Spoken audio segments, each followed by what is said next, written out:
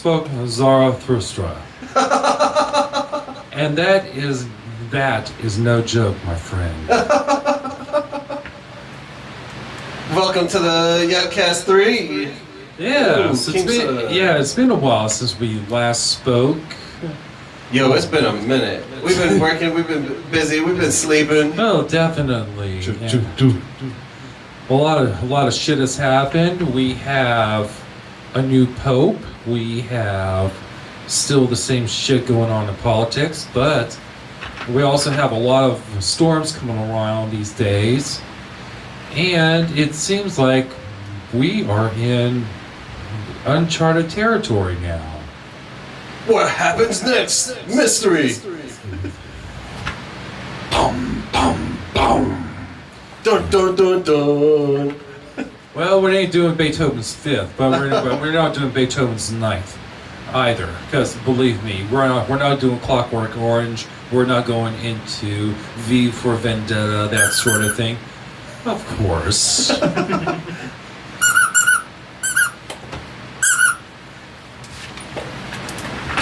Then we can talk about updates and some spiritual stuff. Yeah, we can. Yeah, let's definitely.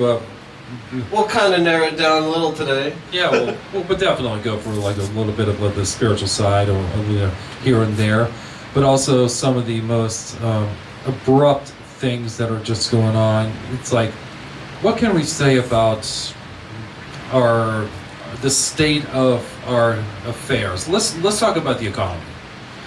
What do you think?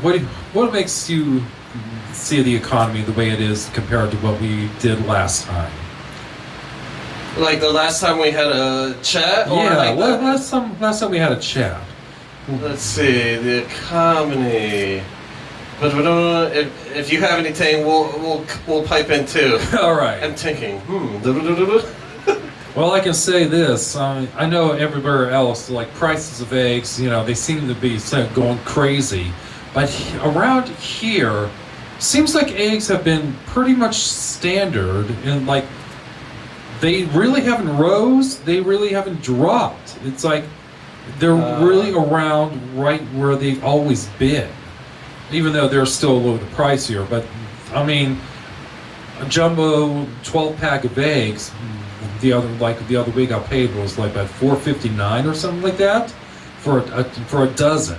Is that sounds kind of okay? Yeah, that compared to but here's the thing, when you go from store to store, it will be different. Sometimes in one place would be like $6.99 for a 12-pack of jumbo. Another place would be $4.59.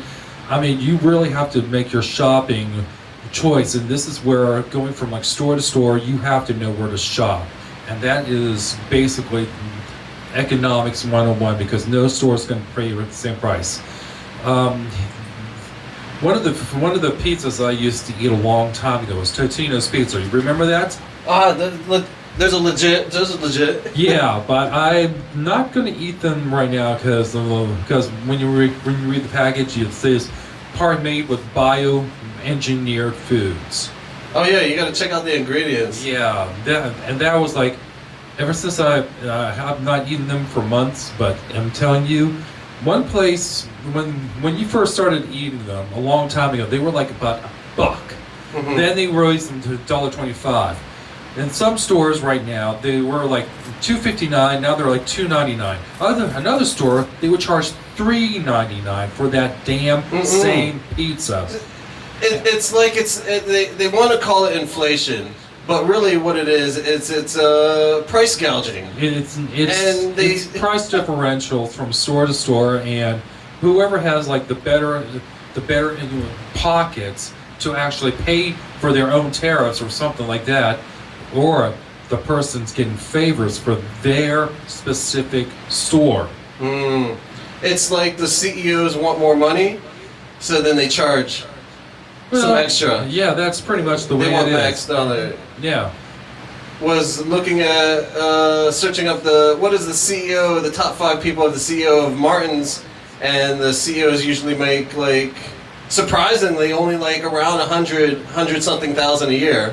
And then looked up the Wise CEO, of course, it's the CEO, the founder, and the president of it. But he was like, I'm going to give myself a bonus of another $9 million. Was like, that's the difference. Like, some places are selling like bananas for 50 cents, 49 cents. Yeah, And some are selling it for like 50, 60, Yeah. 55 cents. But also, there is also these other variations of things, like let's just say our favorite watermelon. I mean, the other week at Walmart, they were charging like what, $6, maybe $7 for a whole watermelon. Now they're charging like almost like $5 for a watermelon. I just saw. Oh, they got cheaper a bit? Yeah. Oh, okay. I mean, also it all depends on the season that they're coming out too. So you have to think of it that way. But most of these watermelons are not always grown up on land, and that's where. And it's also the import prices that you have to look at, where they're actually coming from. Are they coming from Mexico? Are they coming from the United States? Or where are their countries of origin? It seems like they're picked too fast too, just to push out the quota of we need to sell this amount. We need to keep selling this amount for this amount. Yeah. And oftentimes, a lot of these melons, they don't even taste good. They could be. Sometimes it's hit or miss. But I'm going to put it to you this way. A watermelon can pretty much last you all week. So you're thinking about it. $6 for a watermelon. Yeah. A whole watermelon. Not cut up, not anything else. Just the whole watermelon itself. $6 can give you a pretty good amount to last for like a good 4 or 5 days at the least before you have to toss it away or put it in the freezer and use it for like a nice cold smoothie type of drink. So, like, you want your watermelon margaritas? There's your answer. Gotta try that. Definitely, that's really good. But here's another thing: pineapples. A whole pineapple, $2 at Walmart. Yes, that sounds good. That is actually really good, considering that when you get a can of pineapple that's already cut up, small amount. Yeah. It's only like almost like $1.30. You're paying for the can. You're paying for like the work that has been already done. Yeah. But when you have like $2 just for a pineapple itself, you get that pineapple. You cut it up yourself. You save yourself a whole lot of trouble. Yeah. But and if you're really good at cooking, you can actually. This is actually a pretty good thing that I learned not too long ago. You can take the rind of a watermelon, the rind of the pineapple, some lemon rind as well, boil them, and you have yourself gut shot. And gut shot? Yeah, it's an actual, because most of the ingredients or most of the flavoring as well as the nutrients are stored within those rinds. So you don't really want to throw them away. So you can actually use them, put them in a mason jar, and you can actually have a nice refreshing drink. I really enjoy that sort of thing. A cool thing, blueberries. So like if you keep them in their own plastic container, they can versus if you put them in a glass bowl, they stay longer. They stay fresher. Of course. Longer. Was like, there's something to say about these plastics. Well, plastic can be good for like doing like transporting things, but when it actually comes to storage, you have to know your containers. And like back in the old days, they always say Tupperware. Yeah. And now it's like Rubbermaid. That's Glad, and you just really have to know what you're really getting into. That BPA stuff. It was really just a bad byproduct. It's time we come out with plant plastic. Like it's biodegradable. It's as strong. Yeah, it's exactly you can the 3D point. print with it. It's getting to be better and cheaper technology, and the eco stuff is and it's innovative. It's allowing people new jobs. But well, let's not think about the job situation these days. But we still have a long way to go before something really comes around and changes for the perspective. Leaders. Yeah. Leaders, be genuine leaders. Like, don't micromanage. Just be hey, we need healthier. I like healthy. The healthy stuff is good. Good deals for everybody. Yeah. some foods, croissants at like Walmart and regularly, you can get like a 4-pack, and that's like $5 or $6. Then if you go to like you have to pay the membership, but if you pay like at Costco or Sam's Club, then you can get like 12 for the same price. Yeah, that's pretty much the same. Yeah, I was like, that's what it should be. And rotisserie chickens are like they're also different from store to store. You may have like $6 at Walmart, you have $5 at Sam's Club, and then $7 or $8 at a Martin's. Yeah. So but they're not all the same variations of chicken either. Because, they taste different. Yes, they all have a different taste. One place, but the thing is, these Peruvian restaurants, they do charge quite a bit for the chicken, but they are so delicious. Yeah, blessings to Groovy Voyage to all the animals and plants that gift us nutrients. Yeah. Thank you for your gifting, your sacrifice. Pass on also for the trash and stuff we discard. Thank you, blessings. Move on, become something else.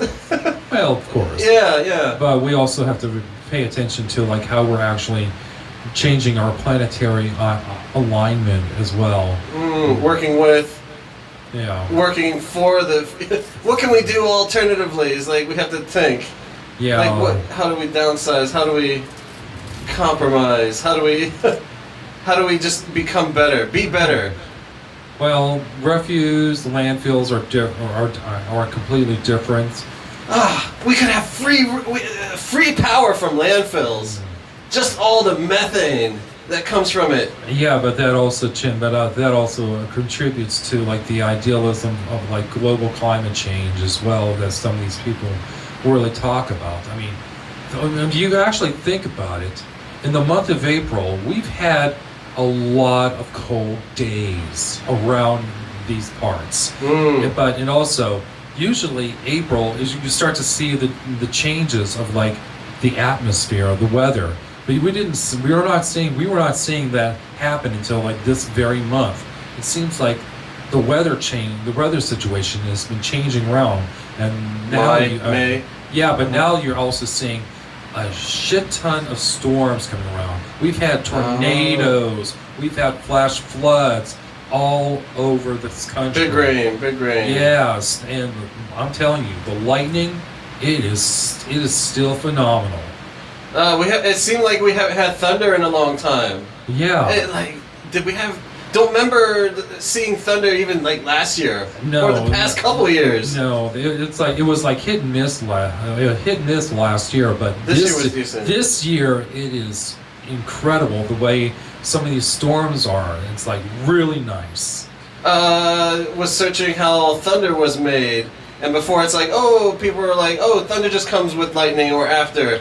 And so what thunder is, it is lightning, but it shoots down in a fraction of a second, like even faster than normal lightning. And it's with the air temperature and all this, and then both of them combust.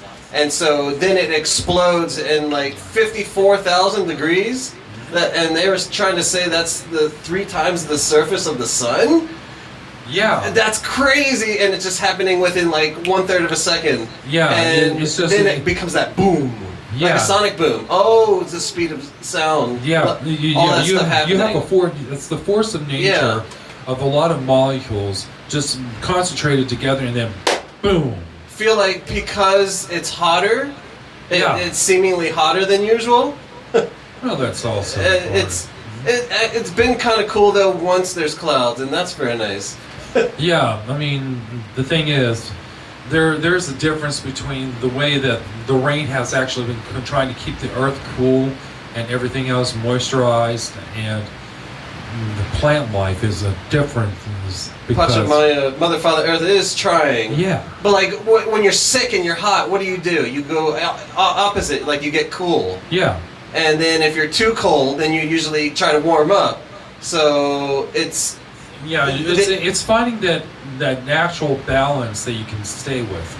And then all the impact of the beings that are on it that are trying to do the opposite of healing and such. Right. Yeah, so... whatever happens, I guess everything will be fine. Yeah, of course. Yeah. This is maybe that's just what humans do. Yeah. If they blow themselves up, or then it just resets. Yeah. Another quote extinction thing. Yeah, but let's get back to back to some economic things these days. It's like, I mean, when we're talking about the economy, we're also talking about like the perspective idea that Medicaid and Social Security is going to be completely obliterated or privatized. Oh yeah, what are they doing? They're getting rid of like 13 points, almost 14 million people are losing their Medicare. Yeah. And that's really crazy because some people, they protested. It was either Texas, don't know the exact, but they were in wheelchairs. It's like you can't force. So what they're trying to do is they're trying to make people work 20 hours a week, and then you can keep your Medicaid. And it was like some people you can't. It's hard because some of the jobs that are out there these days are physically demanding. They require you to stand behind a cashier desk for the whole day. It's incorrect, outdated jobs, inefficient, ineffective. Yeah, but and there's a lack of opportunity. But also, these politicians really don't get the way that, because they're in charge now. They're not looking at the situations as if they were part of our economy. These new politicians, some of these politicians do not really see eye to eye with the general public. It's amazing how they can see the opposite.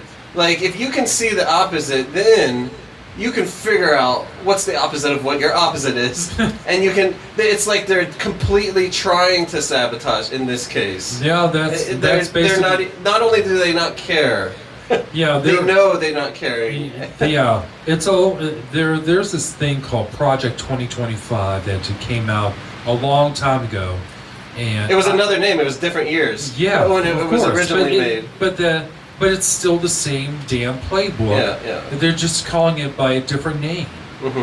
And if they try to really roll it out, they could have just rolled it out instantly. But are they really dragging their feet, or are they doing a certain amount of play-by-play to see how long they can actually make people squirm? And then it's become. It seems like people will try to be less. But the bills. We need a good system with no bills, but people work still. Well, we need an economy where our inflation rate does not reflect anything. Yeah. I mean, everybody's like how health insurance is going up. All of our bills are going to just be slightly rising because of these damn new tariffs. I mean, if you think about it right now, I mean, I heard that because this was a while back that Canada would cut off its electrical supply to like a portion of the United States. How in the hell does America get most of its electric from Canada if America is supposed to have its own grid system? Yeah. What in the world is this talk? What in the world is going on when these engineers, these people who publicly put into new kinds of information or new kinds of technology to actually guarantee our infrastructure? Where is that money really going to?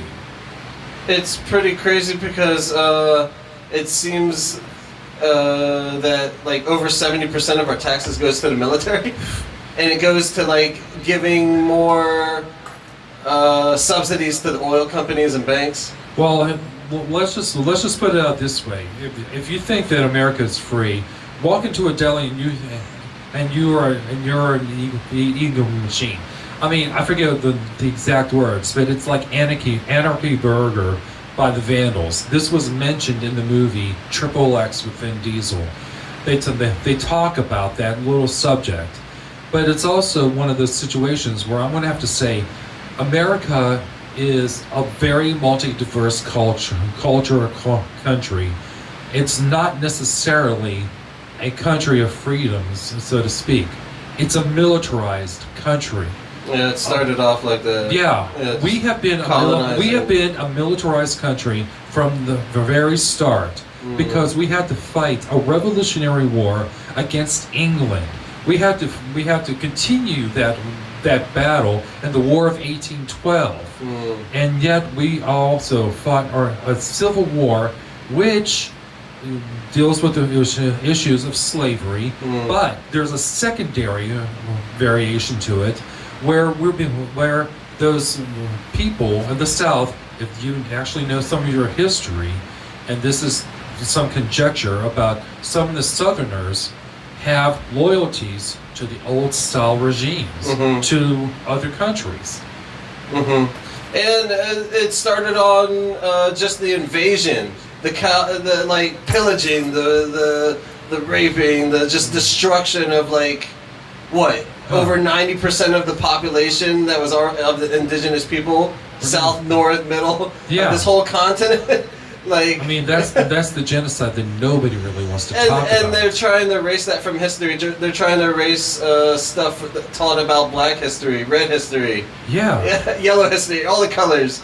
And they were thinking about doing that in Germany, but Germany is like, no, we're gonna still keep that we did mess up in our books. We still have the Holocaust museums.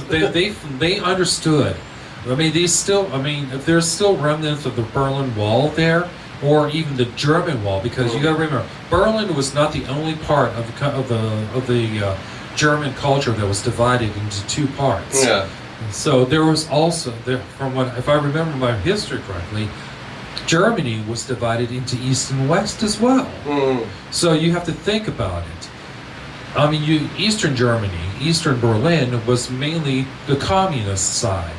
And the western side, which was given to for the Allies portions, Britain, America, United States, and I think France, if I'm not mistaken.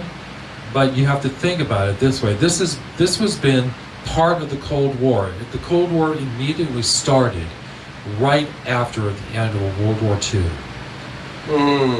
and that's where our first bit of history saying wars never really end. They just simply shift from one form to the next. And it's really just kind of stupid because we're just trying to chill. It's kind of like most people don't want anything to do with war because they're being dragged into it because of the economy. And people who say, well, if you're not helping out with one side, you're contributing by not doing anything. It's like, okay, I see a point of view there, but the thing is, here's the big problem. Who's been forcing who to actually partake? There are people that really don't want part of either side and would rather just take a member of both sides, smack them both at the same time. With their head, bump both their heads together. Boom! Yes! Chill out. Go to your room. Knock it off. Clean up the kitchen. That's exactly the point of view. Yeah. You're not acting like civilized human beings. You're acting like talkdoms.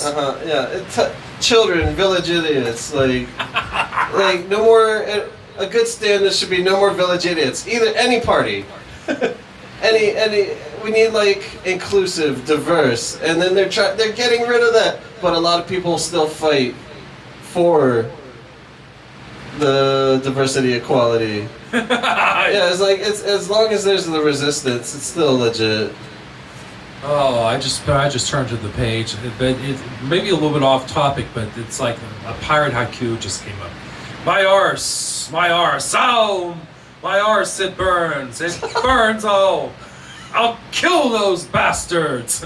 Gosh, what is that? Flaming hot preparation age? Instead of cooling the pump, it boils and erupts. Why is that pirate's ass on fire? Well, here's another one. Captain says pirates must crack on, arse wound or not. His meaning is vague. What's with all the ass pirates?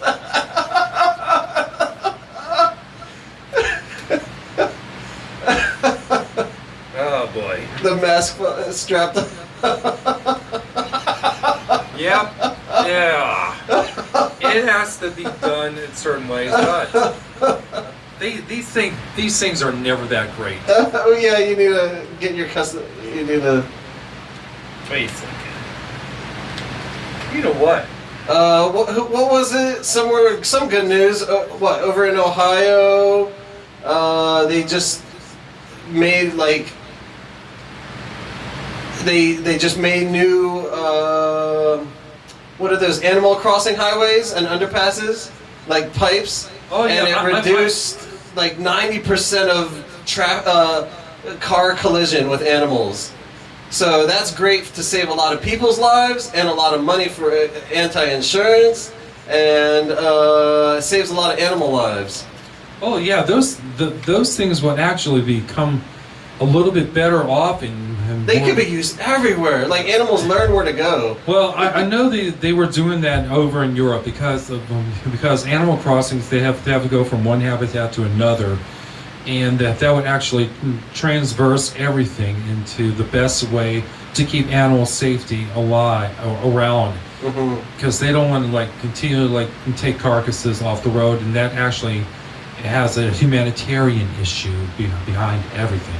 Yeah, we need our animals. The bees are good. The butterflies. Yeah, we definitely need the bees to keep on pollinating the flowers, because without the pollination, it actually creates a very low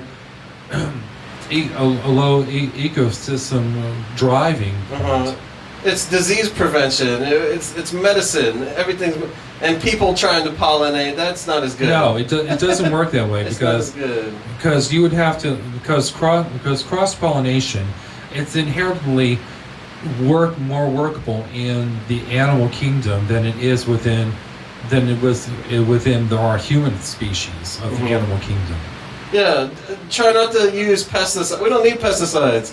You don't need that little yellow flag on your yard. That's just making your grass plastic. Yeah. It's this chemical. It's not good. You're killing the bugs that keep the grass healthy. And too much and these pesticides that are going into the food source as well. That's a contributing factor. Beware of Monsanto seeds. Yes. Because they put pesticides in the seed, so it grows with the pesticide. And then the hummingbirds they hurt for it. And the nectar that you can buy for hummingbirds don't just eat nectar. They eat little critters and bugs too. Most of their diet is bugs. Yeah. And they didn't know that before. It was like, oh yeah. I guess I saw some birds swooping over the little city park lake. And I was like, yeah, bats and birds, they need the bugs. Bugs are a good thing. Definitely. If you're gonna have a bug zapper, put it inside the house. Don't keep it outside. You're killing the fireflies. No, yeah.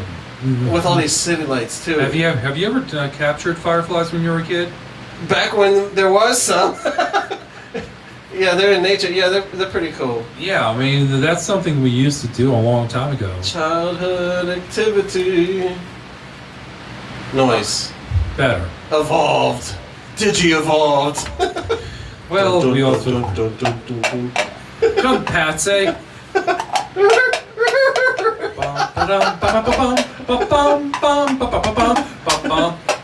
Whoa! They're gonna show Monty Python's 50th anniversary in some theaters. Oh, somewhere. Really? Dang. I was like, yeah, that's legit. To be honest, I actually found 2 books in a used bookstore that actually are the scripts for Monty Python's Flying Circus. Yes, literally. Cool. Did you get them, or you were like, nah? Yes, I have. Oh, them. you bought them. I framed them. Yeah, they're basically in my collection. I'd love to collect stuff like that. Fun stuff. It's cool to get things. Yeah. And speaking of which, there are, besides of all the books that I found, this right here. The Champler. It's actually called the Exemplar. Oh. Which is a guide to a mason's actions. Yes, I found a book. First, you build and you use some lime, hemp, And sand. Well, it also has, this is, in most of the Mason books right here, contain like names of the person who used to own these things. And they also have like the Grand Master's names too. So this is a Pennsylvania chapter, and this was copyrighted in the 1980s. It brings out all sorts of things about all like the Masonic manners. They have their own glossaries. It's something for like anybody who goes through like their Masonic training. I'm not part of any Masonic lodge, but I continue to find these things all around. So this is something that I think is very dangerous, but it's also very enlightening. If you can learn some stuff, yeah, give us the cliff notes later. Okay, so there is this one passage I took a look on, and it's section 1 concerning God and religion. So we're going to get into our spirituality right away. Dun, dun, dun, dun. Achievement points. All right, so my beak isn't getting in the way of the mic. And now I have to go like this. So, whoever from love of knowledge, interest, or curiosity desires to be a Mason is to know that as his foundation and great cornerstone, he is to believe firmly in the eternal God and to pay that worship which is due to him as the great architect and governor of the universe. A Mason is obliged by his tenure to observe the moral law as true, Noachida, or sons of Noah, the first name for Freemasons, and if he rightly understands the royal art, he cannot tread in the irreligious path of the unhappy libertine, the deist, or stupid atheist, nor in any case act against the great inward light of his own consciousness. Like the part in the beginning with the great architect. Yes. That's like the whole creation infinity force. Yes. Is quite the architect. But upon many things, we live in a Christianized variation of a world. I mean, if you think about it, around 2,000 years ago, we were still living in a polytheistic variation of world, and that still holds true by some accountabilities. I mean, you would have to think, if you think about it, one creator, but there are many gods. Yeah, many creators from the. Yes, we are all extensions of the creator itself, because that is one of the biggest. That is one of the biggest messages that actually carries forth even until this day. But the term God, it gets thrown around so loosely, but there's like one master creator, but the problem is that master creator has to is not, how should I put it this way, the consciousness of the master creator is so diverse that the many universes include you, me, and everybody else around this planet, around creation. Yeah. This experience. Yes. And we experience it all in our own ways. But when it comes to the term God, there's a term that I came across a while back. You know about the terms about what demons are, right? Yeah, there's many interpretations of such. What's the interpretation that we always attribute to? It's like a bully force, like evil, some per se. Okay. That could be an outdated term, because there's good ones too. Yes. But the term that we actually have to think about is daemon. D-A-I-M-O-N. Now, in Greek terminologies, that actually represents a lesser spirit or genius. Now, you have to think about it. There's many different types of demons in this world, basically demons of architecture, agriculture. But when you think about a daemon, going through its spiritual evolution and into a higher form, it becomes a grand overlord daemon. This grand overlord daemon, if you think about it, it's an acronym for God. So the grand overlord daemons are more like in the terms of Zeus, Ra, Marduk, those type of beings who have a mastery of overseeing all of any kind of relations that are part of nature, part of part of some kind of like creation force, that they have become a central cornerstone, and not just of stories, but of their own makings. Now, the reason why I pronounce it Zeus, think about the term Deus, Theos, Theos, or Theos. It's like using the dialects of what the rest of the world does. Yes. Versus how like American. Yeah. So we've always been pronouncing it Zeus. We should be pronouncing it Zeus. Yeah. And with the different dialects. So when you think about it, Zeus is another variation of how we say God in Greek. Otherwise, like Dion or Zion, even. This is the last city of God. There's a lot of it's like all, Zion, if like But we have to think about all these terminologies, the pronunciations, and it changes over the course of history.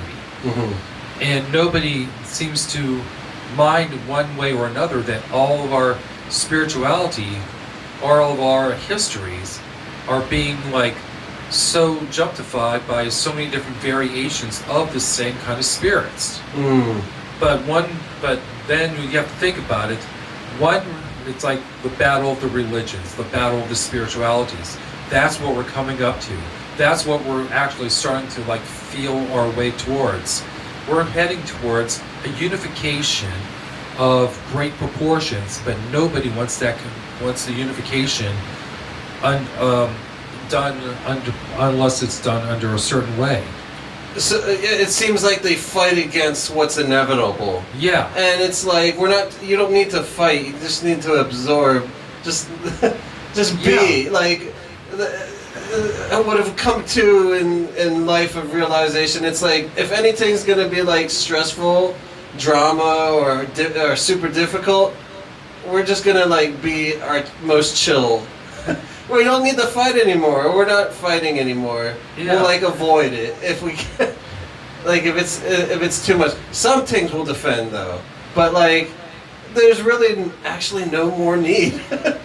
It's like, hey, you're correct. I'm also correct. We're correct. Right. Yeah. There's some correctness. There's some incorrectness, and it's but we're still flawed as human beings because. We tend to view things a certain way, then at certain other points we'll view things in a different way when new information comes around, and it shifts our perception to actually include the new information. I mean, it takes the work. You gotta want to put in the effort. Yes. Like, hey, like we don't have to be full narcissist. We can that was our old us. We can genuinely shed that form. Well, yeah.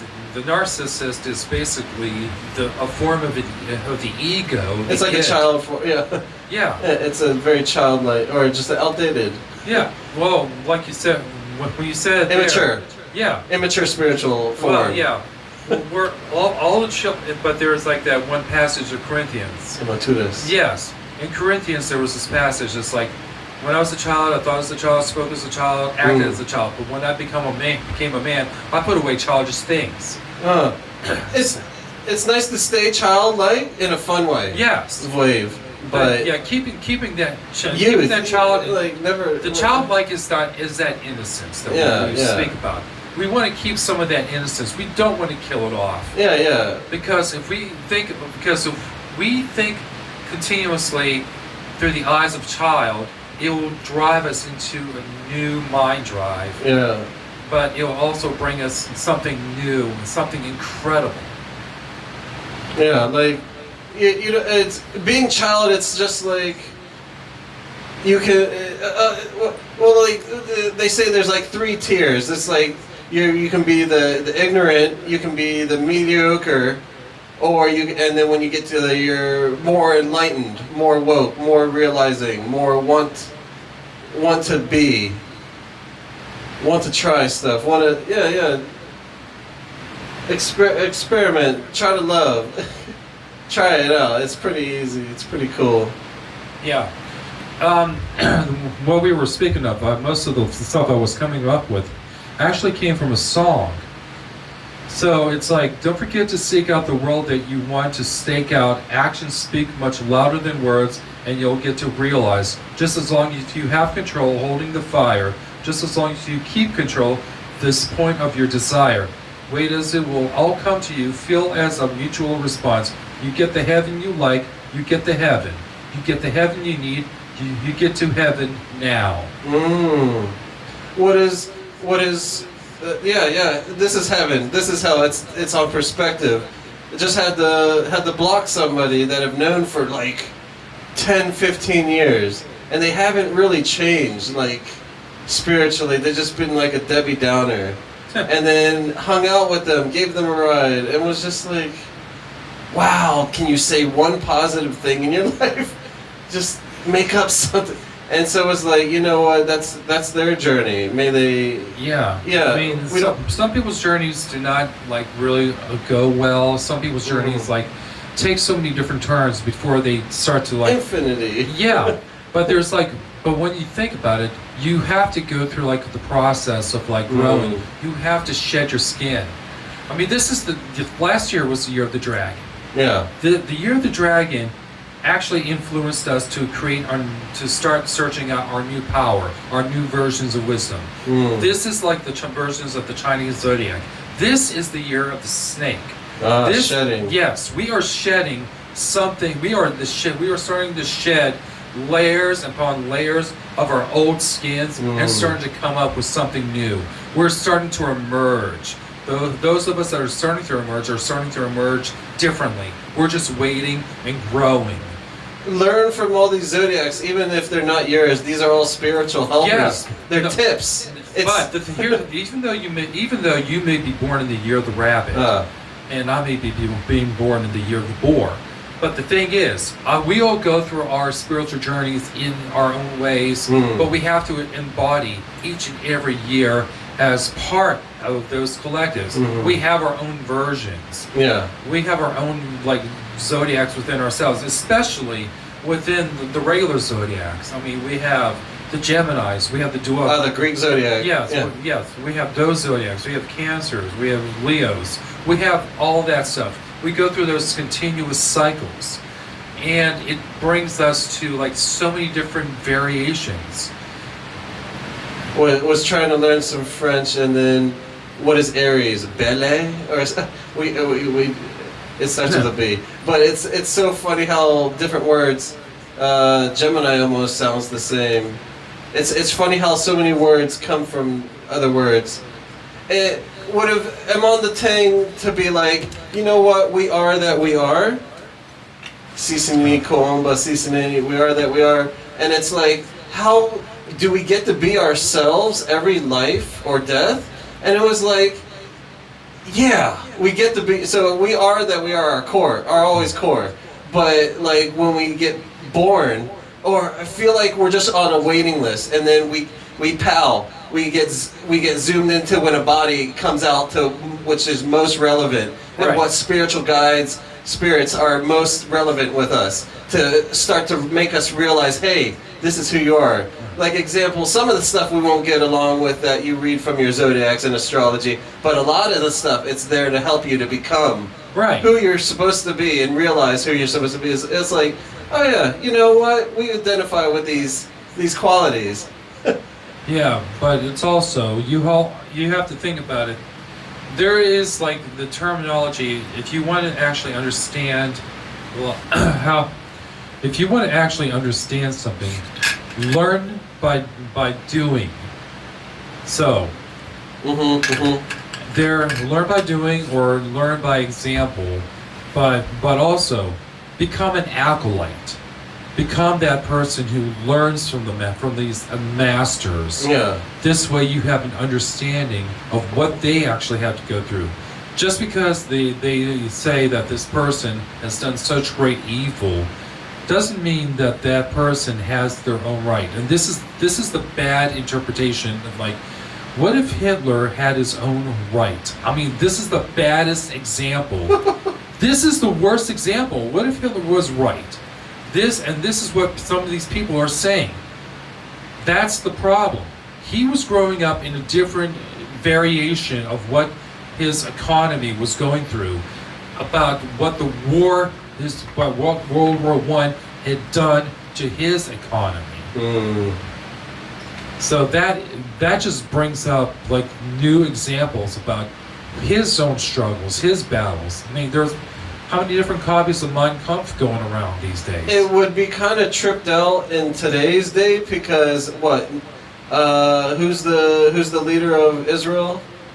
Oh, because he's a pretty big bully. I think he's pretty I fast. think his name is Netanyahu. He's Netanyahu. Yeah, he's pretty fast. It was like, this is like, it's like if Hitler was in charge of Israel this time and he's out destroying people he doesn't like. You can't just wipe out people no. that you just don't like. Yeah, I mean, this is incorrect for any. Yeah, yeah. This is where it's like when you But look would at Hitler fight this Netanyahu, or would they team up? Maybe because we need Netanyahu needs to be wiped out for sure. I wouldn't go as far as to saying that. Trust me, because that he needs to be smacked. Well, that part, yes. Deposed? Back of the hand. Deposed is more the term. Yeah. It's just it should automatically be a quit. Like, oh, you're breaking too much of what it is to be a real leader. Like, you're doing too much destructiveness. What have you done for the planet? What are you doing to innocent people or children and such? Like, with the money that goes to war, we could really be boosting the planet. We could be living with the planet.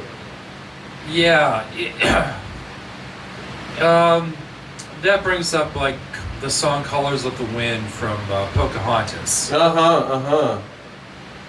You say? Look up the lyrics. I'm not gonna look up the lyrics, but yeah, "Colors of the Wind" is legit. That's a go-to song, like, at least once a year. But you know, like, everybody has their own variations about, like, problems with, like, spiritual leaders, especially like the former Pope Francis. And there's people that are going to be having problems with Pope Leo, and there's already people who are already having problems. But the one person I would definitely like to look at is Abdullah Hashem. He came out with a statement not too long after the Pope's death, and I took a look and I was like, that was so not just random, but readily available, that now he just comes out of the blue.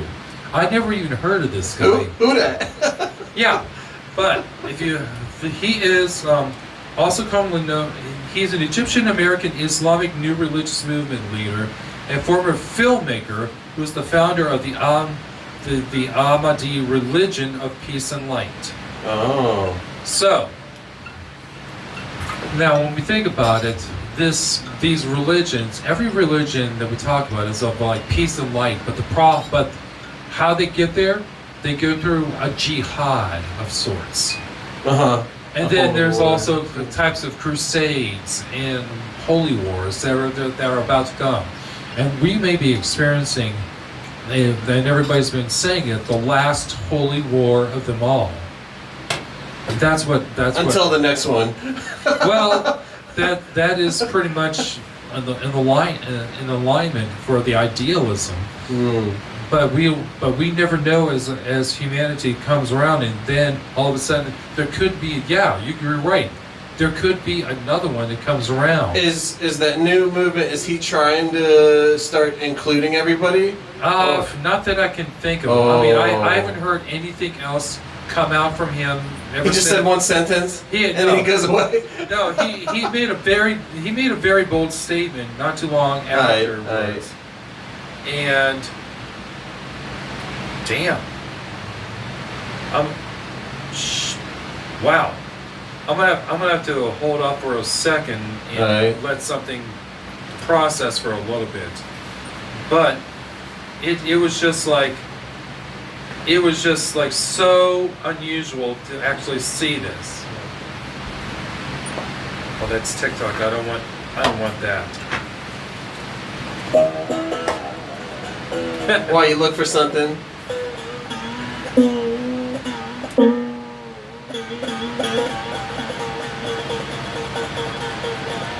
Was reading this. Oh yeah. Oh, you got it. Well. Here's one thing. This is like he's claiming to be a Mahdi, which is a Messiah. Oh. So when he's also like he's also claiming to be like the actual Pope, as well as the so as well as like the spiritual like person who is like the successor of not really Muhammad, but the spiritual successor of Jesus. So you have to look at it that way. So it's funny that religions they just like to piggyback and jump off of somebody else's, and it's kind of like, how about if you're going to be a representative, how about just be another representative, but your own unique of all infinity. Well, you know how many different variations of Christianity there are? There's from my understanding, from what I've heard, at least 13,000. Yes. There's Baptist, all that. But here's the thing. Christianity has so many different denominations. You have Orthodoxy, you have Catholicism, you have like your branches of Protestant. And then they all disagree with each other sort of at the same time. Yes, you're incorrect. It's all mine is the correct one. No, it's all politics. It's all politics, and yet I've been to like several different variations of services, and I'm telling you, it's so weird, not because of the way that the politics actually denotes how its members should actually follow its particular brand of the religion. So this is actually what they said, which is a type of grooming situation. I mean, there is like no freestyle variations, but there's also like Rastafarian Christianity. Oh, yeah. that is the religion I can get behind. Rastafari is good. There's good parts and there's bad part, or there's unfavorable parts to really everything. Pretty much. Yeah, and it's just like we have to. If there's gonna be unfavorables, what we should be doing is adapting and adopting the favorable parts. That can the objective is just to combine everything, really. Or at least understand that. Understand. Yeah, it's understanding and being aware, being so connected. It's what the really objective is. What can we do to make ourselves the most well-rounded? Okay, but now. Even all the other shapes too. Now, here's a very deeper perspective. What if Jesus, now this is going to be blasphemous, wasn't the real Christ? He wasn't a Christian. No, I'm talking about Christ. But here, you know what the term Christ actually means? Anointed one. He was anointed, but he's an anointed one. Even though there's many anointed, though. Yes, there are many anointed ones, but he was the one that was actually picked out of the line. And he was not the only prophet back in that time. There were many of them going around speaking words and wisdom. There was groups of philosophers that have spawned the movements to actually regain the population of like what religion is. But Jesus was actually trying to produce a movement to go against the Roman population or the Roman occupation of his homeland.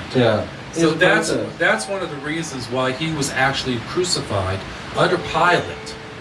Because but it was also due to the fact that if you read the Bible, there is the genealogy of Jesus. According to the genealogy, he is as a descendant of King Solomon and David, who were who were once the rulers of Israel. Yeah. It's nice to have that DNA. Yeah, that DNA structure and everything else. So you think that boosted the whole getting famous? Or That basically got into the perspective of like knowing that this is where our modern culture, where all these DNA structures, like all these like family tree lines, they want to know who the descendants are, so they can actually take them out or something like that. And that could be a big problem, or boost people into certain kind of societies. So DNA, our blood systems, bloodlines, is the biggest form of currency in our world, and to deny a person their right, their right to live, or not just their right to live, but their right to the inheritance or any kind of spiritual powers, is the first sign that the people that are denying them are in for the biggest destruction of their spirituality ever.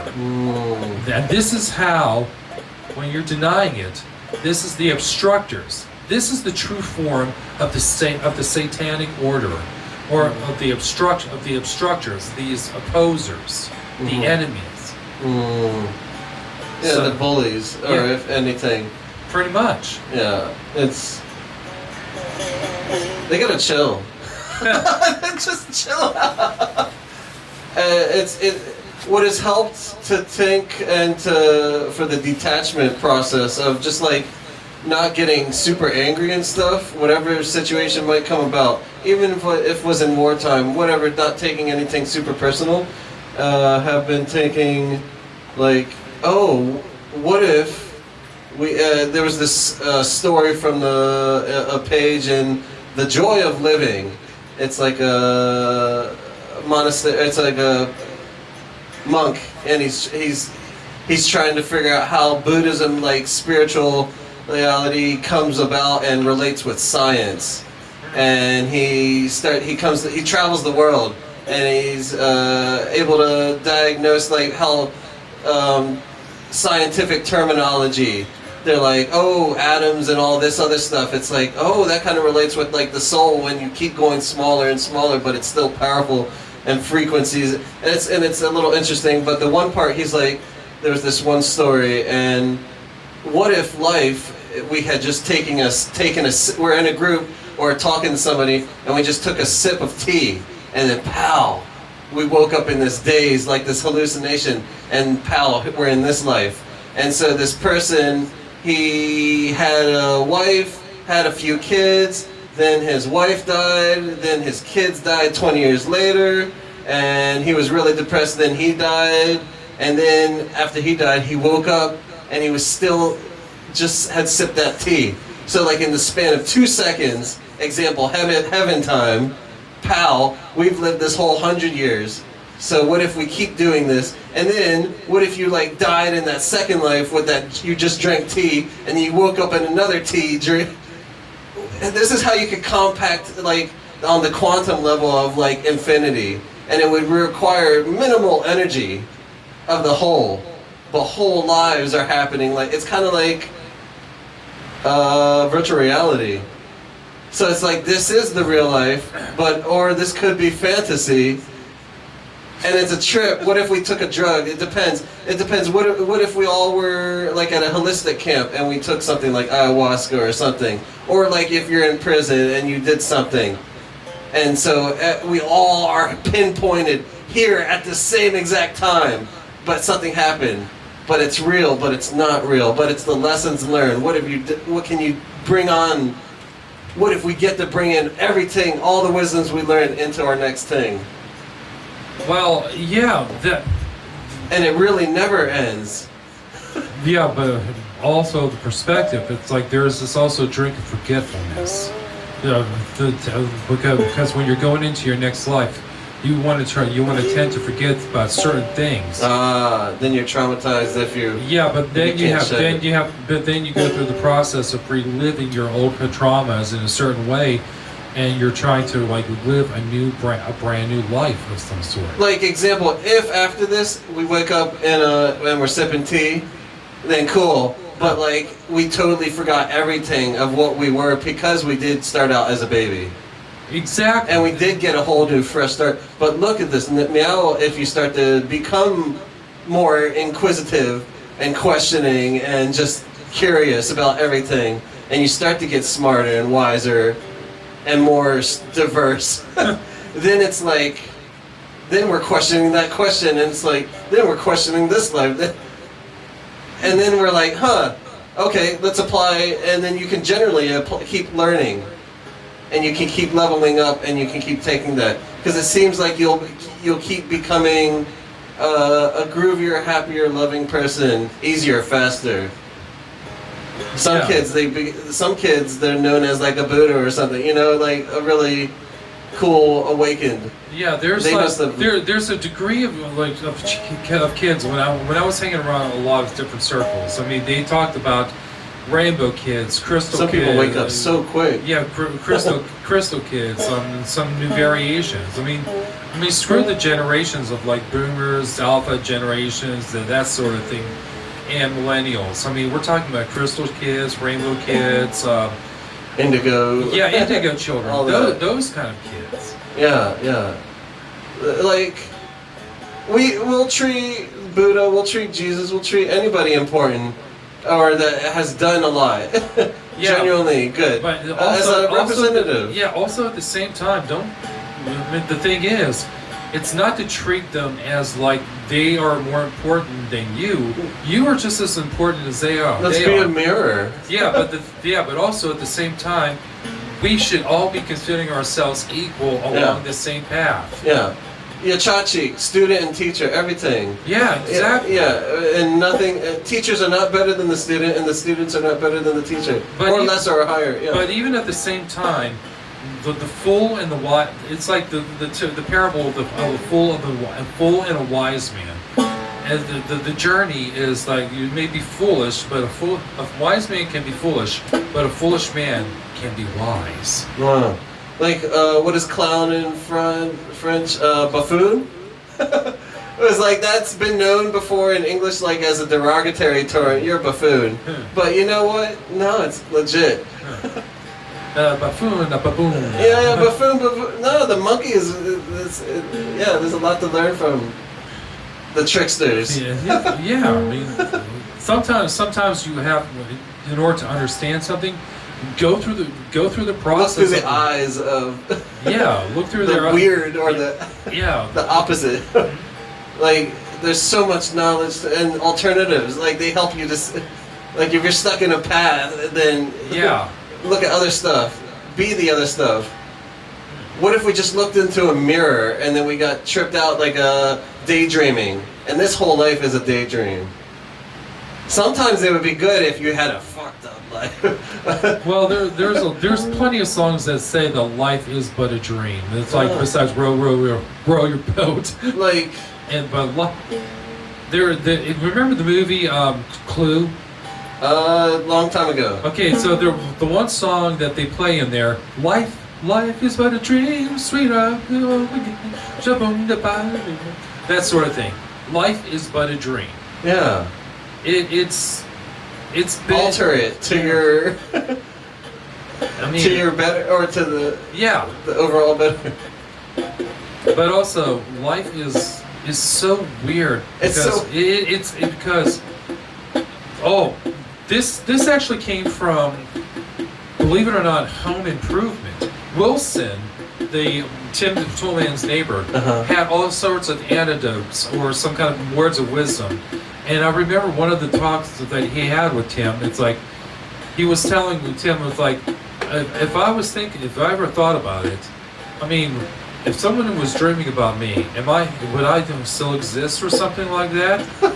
I mean, if he woke up. But then again, that's one of the things.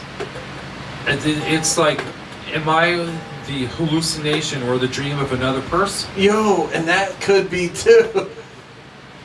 I mean, this is one of the reasons why we always touch things, just to make sure that they're real. Yeah. I mean, that's the sensation. I mean, yes, we have The to senses.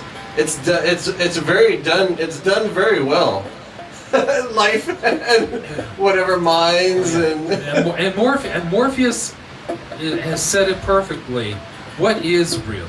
How do we define real? yeah. I mean, if real is something that we can see, touch, speak about, then reality is nothing more than electrical interpretations that are shining in our or are expressed in our brain or something.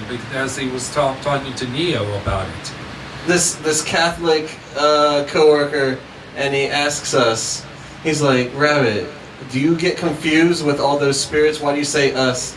Do you get confused with how many of them are talking? I was like, pretty much they're just, we got intuition, and that can make us feel, but we're like, all the blood is alive, all these parts are alive, all of our ancestors, everything. Unquestionable, unimaginable. Okay, now going along back to the time of like what the daemons are. Our daemons are basically are part of our personalities. They are basically the lessons, the embodiment of things that we want to learn. Yeah. It just brings out something more to us, and when we bring it out, I mean, we're talking about. Let's just bring about the most incredible version of the demon or one of the angels, Lucifer himself. Lucifer means the light bearer, the bearer of light. Now, in some cultures, he was confused as known as the morning star, which was attributed to Venus. Now, this is now. Do we think about it in the terms that Lucifer being the light bearer? When we think about it, what is he bearing the light for? Because he's a dark character, or is his interpretation of being a confused with the rebellious person who went against God? Is that really the Lucifer that we talk about, or is that a different interpretation? But when I think about Lucifer, about what all he embodies, it's like a variation of like our desires, our dreams, our will to survive in certain ways, and being a Christ. So we're talking about not just specific spirits. We're talking about the term is archetypes. So we have a lot of archetypes in our society. We have masters, we have apprentices, we have illuminaries, we have demons, we have angels, we have warriors, we have priests, we have builders. Yes, architects, artists, philosophers. Exactly. The thing is, we have like a variation of archetypes that are buried within ourselves. So if you think about it, a demon is a type of archetype, an archetype as a formulation of our spiritual nature. And we connect to those luminaries through messages that are delivered by angels. Angels are messengers. So the fighter, or the one that actually bears the sword, is Michael, the one who understands the ritualisms of how we go through our process. Uriel, our voice, our speech. Raphael, our emotions. Gabriel. Those are the four powerful angels that build within ourselves, as well inside of each other, that we can speak upon those levels, and they communicate. They are not enemies of Lucifer. They are the brothers of Lucifer that actually help bring about the connection between the archetype of the Christ and the archetype of the devil, the archetype of the rebellious ones, the archetype of the masters of death, and the ones that hold the keys, like the ones that contain the knowledge.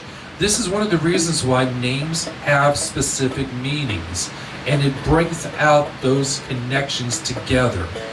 And most of us are trying to understand that, but we attributed so much to a false form, like they're evil, don't trust them. No. All creation is all of the same God. But the problem is, you've been told the story of how many times that these guys have rebelled against God, against their own creation. But the thing is, it's also our job and responsibility as creations itself to remind us of how connected we are. And this is one of the reasons why we have to embody the variations of our own angelicness, our own type of archetypes, a crossbreed, to actually say that we are all so connected. We are all so connected together that we create our own angels, we create our own beings of light. We are our own illuminaries, based upon the teachings, the illuminaries that are inbred within inside ourselves. It's in our blood, it's in our spiritualities, it's in our own souls. We don't sell our souls. We actually imbibe our presence to actually serve this type of spirits that we are now communicating with. Now we can communicate with Mephistopheles at any point. He's the one that deals with the contracts or the variations of like what our desires are, but we have to understand that we can break that contract and rewrite it at any given point. And as well as Beelzebub is concerned, he's the Lord of things that fly. Let's just say we have to, if we want to understand why Lilith is a problem in our thing. Some men don't like her because it's like she rebelled against Adam and God. Why? Because she has wanted to express her own freedom and not have a woman that's so subservient to just a man. We have to understand that women have their own archetypes as well. They have their own freedom, and this is what's not separating us. This is what's making us very unique to each other. And this is one of the reasons why we have a very big disconnect, because we are now in the process of trying to rediscover our connections with our archetypes. We are connecting with variations of our own illuminaries. To stop the war, we have to stop the war within ourselves in order to learn how to stop the war outside ourselves. As above, so below, as within, so without. As so below, as is above as well. Exactly. But I've actually adapted a process. It's like, you know, for Christians, when you cross yourselves, it's like it's say Father, Son, Holy Spirit. I don't say Father, Son, Holy Spirit anymore. This is what I say. Spectacles, Testicles, wallet, watch. No. I am above, I am below, I am within, I am without. As it was in the beginning, so shall it be in the end. Amen, and blessed be. That's been my new motto for the past so many months. When we wake up and go outside, we're like, hey, I lose, hey, Nijis, hey, family, hey, friends, hey, money dues, hey, spirits, hey, commies, hey, spirits, Onis. Onis is another word for demon. Yeah. And then it's every culture, every language has their own words, and for the same thing. Yeah. And don't forget about the Kappa. The banana? The Kappa. What's that? The Kappa? Is that like Minnesota? That's a Japanese demon. Oh, okay. Cool. I mean, I learned that term from actually, get this, from the Ninja Turtles. Oh, nice. Yeah, there's some knowledge. But the thing is, with the Kappa, they actually have this bulk. In the physical form of the Kappa is a demon, but it's turtle-like. Oh, yeah, we know that. Okay, but here's the problem. It has a bowl in its head filled with water. Yeah. And in order to subdue a Kappa, you bow low enough. So it drops its water supply. Yes, exactly. And then it dies. And you have to fill it up. Yeah. I mean, this is one of those things that's like to subdue it, but also to appease a Kappa, you give it a cucumber.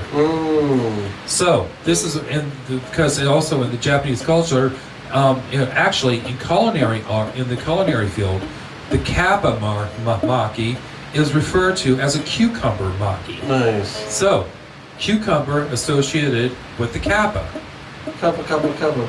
It's wild because there was this series and all the people were fearing the Oni, the demons, and then they realized that it was the people when they let themselves go without like maintaining or like becoming better, that they would become the Oni. And it was like the Oni, the demon is the people, and usually have seen some spiritual stuff and unfavorables, and also have seen some unfavorable people, and have more fear or distrust for a bad human, a bully human, rather than any other spiritual force. And more afraid of like a tyrant rather than any super, no matter how big you are, overlord. Yeah, humanity has like not really. But that's when you gotta become your. Yeah. You gotta do the work, your inner work, before you let it out. Exactly. Don't get the power until you're ready. to be humble and that's one of the biggest things. It's like when you're grasping for power, learn why you're grasping for power, and learn why you're actually doing the actual work, because it brings out so many different things. I mean, we talk about vices and virtues so much within the culture. It's like we talk about like the 7 virtues and the 7 vices as like not just being polar opposites of each other, but being the balancing point to actually humble yourself, knowing what your gluttony is compared to being like humble about how much your intake. Instead of indulgence, it's like temperance of some sort. Instead of like peace, it's wrath. Instead of love, it's lust. It's like the polar opposites. Virtuous, I mean, this is one of those things. It's like you have to understand that there is a balance. It doesn't just go above; it goes below. I mean, that's one of the reasons why there's the top of the tree that you see, but then again, there's the roots. Those roots also carry out the versions of like what is underneath, the hidden underlying variations of like what lessons you have to learn in order for you to grow those fruits of the tree of what you're growing. The outside, stepping outside of your own little world, your own little universe, into somebody else's universe and world, and nature is a whole another universe of itself. If we treat ourselves like a little atoms, and there's a whole bunch of other atoms near us.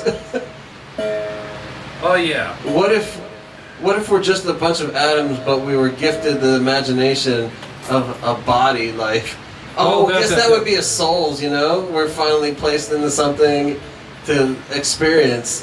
Well, yeah. I mean, that is the general idea. It's like everybody is basically a version of an atom. And come on, if you think about how big this universe really is, I mean, you have to think about it. How minuscule is that atom compared to the size of the universe, or to the size of what is considered existence? How big is it really? It's so funny that, example, Satan would be identified with Venus. Without knowing the history, we don't understand that. It's like, I'm your Venus, I'm your fire. Satanus is actually more identified more, not with Lucifer, but with some other variations of like enemy beings. I mean, we have to think about like creating like gods such as Apophis, Typhon, those ones, the ones that have. I mean, sometimes they attribute it to Hades, but definitely not Hades. But the ones that have opposed the high gods in the first place. I mean, but also there is this Bible that was written by a Benedictine monk. I'm not sure if it's Benedictine, called the Gigas Diablos. It's basically the Devil's Bible. It was written by a Christian monk. In the 1300s, it's a big one too. But the very visualization of Satanus is not of red, but of a blue skin color. And the only other culture that contains blue skin color as part of their deityhood would be like the devas in the Indian culture, the Hindu culture. I'm hearing before, back in the day, we all used to be different colors. There was like green people, there were blue people, and something happened or another that happened. Maybe with all these 5G or all kinds of different happenings that some kind of filter is put on. So we'd even be. All right, if you actually think about it, think about the times of, like, you know, when the Great Flood happened. A lot of beings got wiped out. Yes, during any extinction. Yeah. So basically, it's basically a quelling. They talk about. Yeah. So, but it goes from like one form of existence to another form. I mean, this is one thing about the cyclic nature of what any kind of like story about the end of the world or an end of like a periodic civilization. This is what they call the antediluvian world. The deluge happened and it washed away variations of all of our of like deeper mythologies, like histories that we cannot even think about anymore. Because do we have any kind of like Akashic records that were actually kept alive? And it's really hard to keep something that'll stay. Yeah. No matter what technology you have. I mean, the thing is, you would actually have to go into the depths of hell, which is basically the underworld. This is the variations of aLL, the Tuat, Hades, of those sort of places. Basically, those contain like variations of histories. I mean, if you think about it, H.P. Lovecraft came up with this idea of like the Cthulhu mythos based upon old Sumerian mythology. I mean, that's what it was attributed to. And preferable to, if was to choose a planet, even though it's so limiting because all these stars, they're a sun. And then they have planets, their own Milky Way around them, or their own galaxy. Not every star has its own planetary system. I mean, this is a lot. Yeah, this is one of those things where it's like where our scientists from NASA are basically actually still exploring the universe through like all these telescopes, and getting to those other places. We have to start building up the technology just to get there. But we're still on the physical level that we have yet to explore how to exactly go through the physical nature of going into hyperspace or teleporting would be helpful. Yeah. No, teleportation is one thing. This is actual physical travel. Teleportation is basically an example of going through a wormhole dynamic, or basically disintegrating your molecules from one location and reoperating in another location. I mean, it takes a tremendous amount of energy, and this is why those 3D printers are being used. There's a version of the Fly movie. There's two Flies movies. There was like the old version where a man gets transformed into a fly by some kind of means of, I'm not quite sure, I never really saw that version of the film. But in the 1980s, there was a version of it with Jeff Goldblum and Gina Davis. Jeff Goldblum was trying to create a teleportation device. With the teleportation device, he was having trouble trying to have the computer think in terms of like organics, meats, and everything else, living tissue. And he did an experiment with eating meat, with a meat or a steak. He teleported the steak, tried the steak, and it didn't taste right. So that's what helped him understand it. But one day he did the experimentation upon himself, and he did not realize that there was a hiccup. The hiccup was a fly entered into the teleportation unit and fused their DNA systems together. Yeah. So this is one of the reasons why. Maybe that would suck. Yeah, but now this is like one of some of the bad horror film examples of teleportation devices. Another version of like why our teleportation devices have a little bit of problems was actually seen in Star Trek. The teleporter. I mean, it was causing a lot of problems, especially in the motion picture with Commander Sonak and the other person.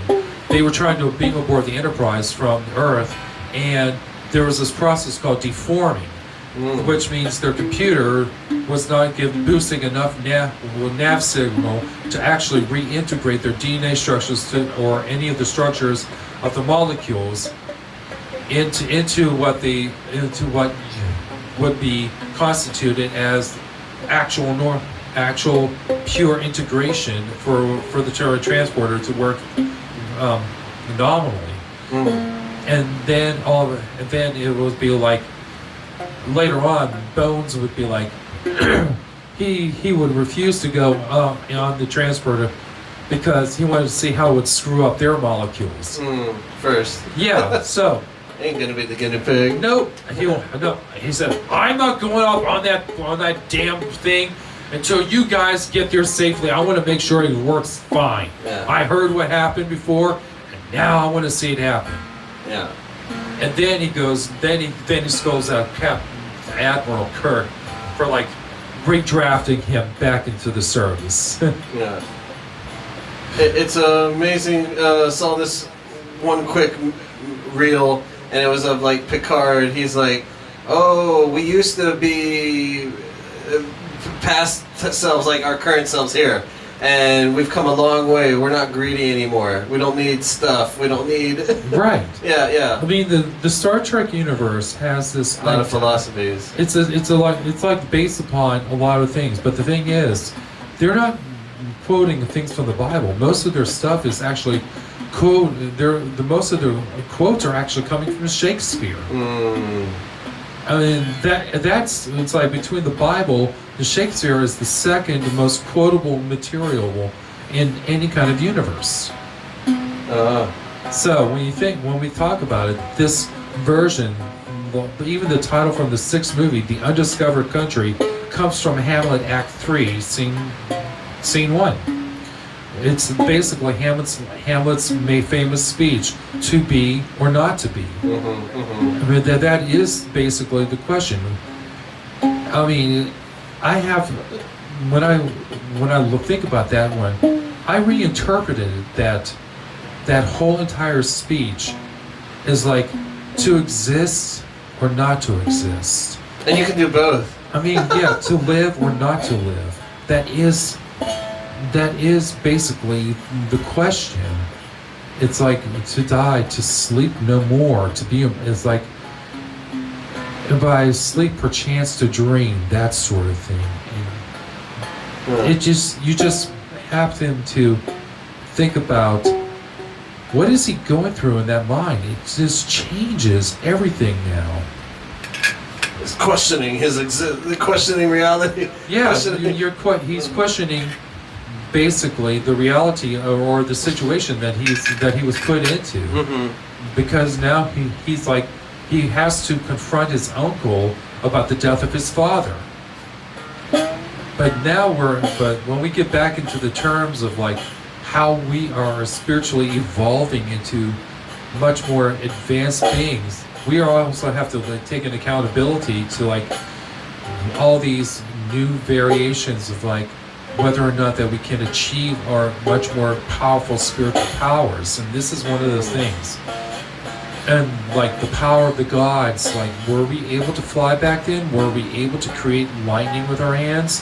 This is like Jedi, Sith, Marvel Comics, DC Comics universe type of things, X-Men, that sort of thing. Really wanting to figure out how to use frequencies and whatevers to lift 20-ton stones. Well, yeah. Like that one dude in the 1920s, that little skinny guy, and he built that corral. He was lifting. He didn't tell anybody how he did it. Huh. And he was there in the States or somewhere, and he was lifting when everybody was asleep. He was lifting. There's this swinging door that you can push easily with your hand, and it's 20 tons. I heard something about that. Yeah, they never found out his secret. All they had was like a little block. He's like, I figured out how they did the pyramids, and nobody. And then he died with the secret. Yeah, even though with the secret being died, or they died, he was killed because. Yeah. See, this is exactly because all the Waukways, all the representatives, all the magi, all the magical peoples, they usually take it. Yeah. If you're too much of a resistance sort of. But they're also at the same time, why not recruit them as to actually? But the thing is, they don't want. It's like some people don't want the general public knowing about this stuff. You have to be either invited into the organization or you monopolies. No, it's not monopolies. It's basically including certain people who have passed certain degrees of initiations. But this is going to scare you. I wrote something on one of the posts on Facebook a while back, and you're going to love this. They're saying, get this. Greetings from the Great Councils. Kindly note that you have been invited to the Illuminati Society. Oh, yeah? This person wrote this to me. Oh. Note that wealth is not a problem as you are entitled to it. Kindly send me a message with your state and country immediately. It's a scam. They're going to ask for your social security. I never replied. Okay. I was like, that's a. Okay, sorry to interrupt. I was like, Illuminati is finally reaching out. Dude, screenshot. I did take a screenshot of that, so it's like I have it on record for myself. Oh, okay. Ain't that something? I know. Usually we get scams. They're like, hey, your Amazon package or something. It was like we never even ordered anything, but good try. Click on this link. W3 sword. It's got like a bunch of numbers and letters. It was like that's not a real website. It's like I'm not going to jump through hoops. If you want to invite me, don't send me a message. Send the messenger themselves in person. Yeah, don't ask us for money. Send us money. Yeah. Send Cash App, $, Yachaka $. Yeah, send the person yourself. I'm not dealing with anybody because anybody can say anything, create any kind of account, and be like a total douche in another parade. Mm-hmm. If you want to talk to somebody, send the actual messengers in real life. Mm-hmm. I'm not dealing with anybody. I'm not going to deal with anybody who doesn't talk to me on a face-to-face basis. Come in peace. Yeah. And at this very same moment, we are basically, let's just say, at the end of our session. Oh yeah. Oh okay. We talked a while. Yes, we have. Nice. Okay. Well, we want to talk Moss, but yeah, next time. Yeah, definitely. This is good. Yeah. End video. We don't have that option. Please, somebody, Samsung, Android, iPhone, make an option. You can't for video. It's like record video, and it starts it. But for an update, please make it so you can pause video and yes. Send one manifesting. Yes, and please share this with many people. We are basically doing this for the sake of argument. We are not asking for money, but we would like some money at some point. Manifest that we like and subscribe. Yeah. No, just subscribe, share this with your friends, and basically. It's gonna get weird. Let's continue the weirdness and let's just say how we interact with life. That's how you also interact with life. We basically choose our own battles, but we also make sure that we are at peace with each other, with another person. We don't want to fight. Actually, no. We do want to have. Fight for our right to party. Oh, definitely. Look at this. Fight for our lefts to party. Fight for our all directions to party. Here we are speaking of parties. We come here for a party. What do we get? Nothing. Not even ice cream. We want cookies and cream. The gods look at us and laugh. We laugh at them back because it's a good time. Thank you, Captain Spaulding, for that little bit of wisdom. Did I stutter? All okay, right. ciao. Until next time. Shalom Aleichem. Giga, Tupa.